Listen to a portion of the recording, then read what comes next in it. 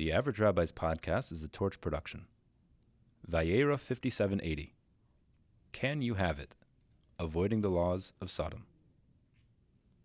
Are you allowed to leech off someone's Wi-Fi? Even using your own Wi-Fi, can you pirate music online? Does it matter if you would have bought the music if it hadn't been accessible to you for free? You're at a baseball game, and you spot some sweet seats in an empty section up front. Can you snag them? I'm the Average Rabbi, and together we'll answer all these questions plus more. Maybe you're wondering what all of this has to do with Sodomite law. Let's start from the beginning. The word Mishnah is a Hebrew word that means a teaching. It refers to a collection of ancient teachings which form the foundation of what we know today as the Talmud, the codified oral law of the Torah. One of these teachings, a Mishnah, goes as follows. What's mine is mine, and what's yours is yours. That is the trait of an average person. Some say this is the trait of Sodom. What's mine is yours, and what's yours is mine. That's a fool. What's mine is yours, and what's yours is yours. That's a righteous person. What's mine is mine, and what's yours is mine. A wicked person. For now, let's skip that first line and look at the second statement. What's mine is yours, and what's yours is mine. The Mishnah states that this is a saying of a fool. He doesn't intend to be cruel. In fact, he thinks he's got a great philosophy. Everyone shares. How nice. But the second he says, what's yours is mine, he's crossed a line. You don't ever get to dictate what someone else does with their property. That's why the righteous man says, what's mine is yours, and what's yours is yours. Total altruism. This doesn't mean that ideally you should impoverish yourself, giving every last penny to others. That wouldn't be practical. Just think if everyone practiced that. In fact, while it's an obligation to give at least 10% of your income to charity, you're forbidden from giving more than 20% unless you're very wealthy. You can't give to charity and make yourself a charity case in the process. Rather, what's mine is yours means that you're willing to be a giver, expecting nothing in return. The wickedness of what's mine is mine and what's yours is mine is self-explanatory. But let's look at that first statement. What's mine is mine and what's yours is yours. The Mishnah says that's the trait of a Sodomite. Seems strange to attach such a negative label to this attitude. After all, it is only fair. The problem is, this attitude, when practiced enough and it becomes ingrained in a person, will eventually cause him to be unwilling to give to others, even at no cost to himself. If you haven't watched my video on this week's Torah portion, check it out to see just how extreme this way of thinking can and did go. Another Mishnah states the following with regard to paying for damages. An animal is presumed to eat produce. If one's animal eats someone's clothing, utensils, or other items, he must pay half the value since this is unusual. However, if the owner somehow derives benefit from the fact that his animal ate something, even non-produce, he must pay full price. We see from here that the mere aspect of deriving benefit will change the obligation of the owner. Later on in the same volume of the Talmud, the question is raised, if one is squatting in someone's courtyard without their knowledge, are they obligated to pay rent to the owner?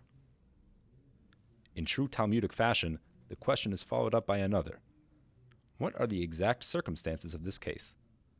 If we're talking about a courtyard which isn't up for rent, and a person who doesn't really need a place to stay anyway, there's no question. Of course he's exempt from paying. And if it's a courtyard which is up for rent, and the squatter would have paid rent somewhere else anyway, of course he must pay. If there's any question at all, it must be we're talking about a courtyard which is not up for rent, and a squatter that would have paid for lodging. Here, the squatter can argue, I cost you nothing. In the best case scenario, this courtyard would have sat empty anyway. You didn't lose a penny.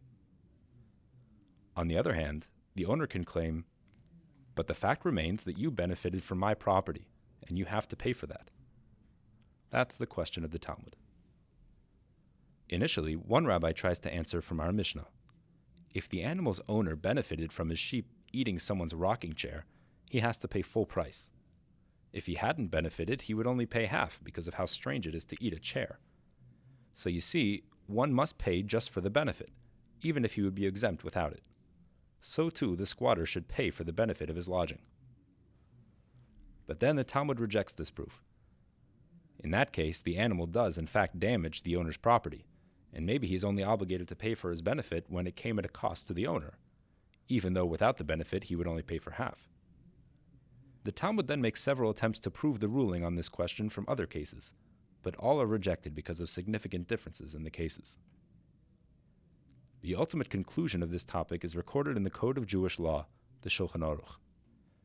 If a squatter had been living in a space without the knowledge of the owner, if, when the owner finds out, he tells the squatter to leave, the squatter must pay in full, retroactively. If the owner says nothing, however, the squatter is not obligated to pay rent, since the space wasn't meant to be rented in the first place, and therefore the owner didn't lose out. It's added, however, that this is all after the fact, meaning that one does not have the right to demand lodging in the courtyard just because it is of no cost to the owner. This means that the owner has the right to refuse entry to his courtyard even though it will only benefit someone else, but does not cost him anything. This seems to be the trait of the Sodomites. Usually, if someone behaves in such a way, we force him to allow the benefit of others in order to discourage that distasteful trait. This case, however, is different. It's only considered a Sodomite trait to refuse allowing others to benefit if the owner himself couldn't have benefited in any other way. In this case, though, the owner of the courtyard could have rented it out had he chosen to do so. Just because he decided not to doesn't mean that he must allow others to enjoy it for free. Armed with this knowledge, let's go back and answer the questions we posed at the beginning. Can you leech free Wi-Fi? Generally, use of Wi-Fi eats up bandwidth, which can slow the internet speed of the owner if he's using it at the same time. Another consideration is that if the owner of the Wi-Fi pays by data, as opposed to an unlimited subscription, using his Wi-Fi will directly cause a financial loss. Also, letting others use Wi-Fi connection can, in some cases, violate the terms of a contract. If, however, you know for a fact that the owner has unlimited data, their contract does not prohibit public use, and they are not currently using their Wi-Fi, it would seem to be permitted to use it even without their knowledge.